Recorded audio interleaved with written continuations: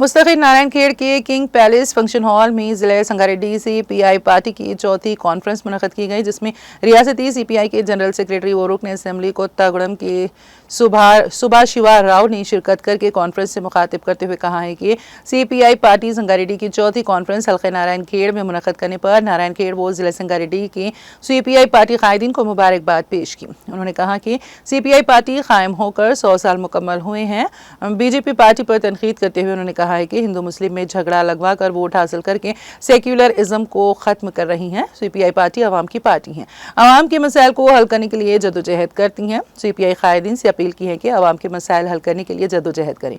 इस कॉन्फ्रेंस से CPI की रियासती member B Narasimha, Sangareddy CPI in charge वो रियासती council member B Prakash Rao, Siddipet CPI general secretary M Pawan, AC member Mohammed Tajuddin, CPI रियासती general secretary P Narsimlu, CPI जिला संगारेड्डी जनरल सेक्रेटरी सैयद जलालुद्दीन ने भी खिताब किया।